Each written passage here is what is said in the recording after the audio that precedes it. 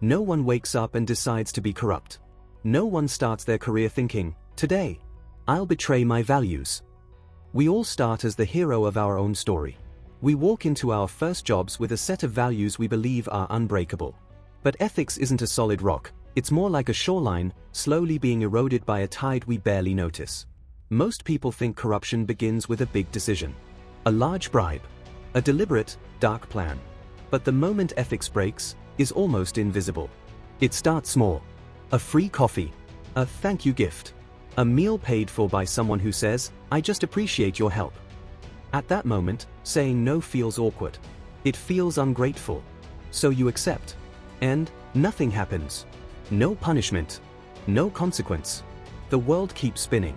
That small compromise feels harmless. But once you say yes, the next step feels easier. Your definition of wrong quietly shifts. You haven't changed your character, you've just adjusted your perspective. This is where it begins. Not when you take something big, but when you stop seeing the small things as wrong.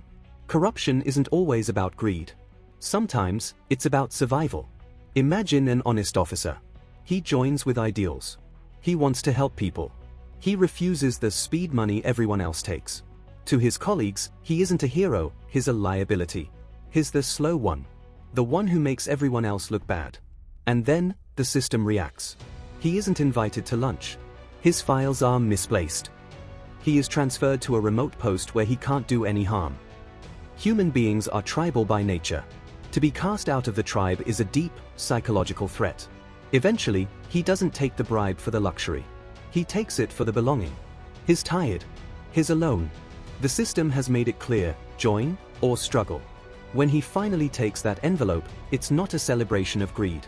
It's the sound of a man finally surrendering to the weight of the world. There is a concept in ethics called the normalization of deviance. It means that if a wrong action is repeated enough times without a disaster, it becomes the new standard. Think of the boiling frog. If you drop a frog in boiling water, it jumps out. But if you put it in cold water and turn up the heat slowly, it stays until it's too late. By the time you reach the point where you are taking significant amounts of money, you don't even remember where you started. You don't see yourself as a criminal. You say, "This is just how things work." You stop asking, "Is this right?" and start asking, "Will I get caught?" Your moral compass hasn't just broken, it's been recalibrated to a new north. One where your survival and your comfort come before the public good. How does a good person sleep at night after doing something wrong? The mind is an incredible defense mechanism. It uses a process called moral decoupling. You change the words.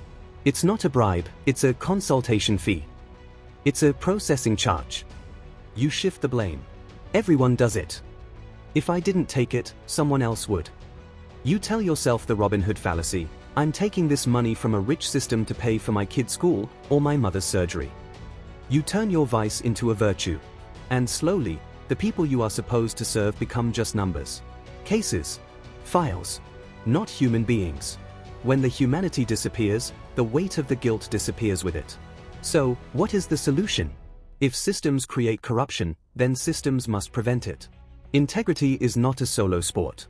It survives best in company. Don't leave honest people to fight alone. Make decisions visible. Make wrongdoing harder by design, not just by law. But ultimately, it comes down to the individual. No one becomes corrupt in a single moment. You are the sum of your small compromises. The next time you face a small decision, ask yourself, would I be okay if this became public tomorrow? Corruption doesn't begin with money. It begins with the story you tell yourself. And that story is always in your control. Make sure it's a story you're proud to tell. Stay aware. Stay honest. And I'll see you in the next one.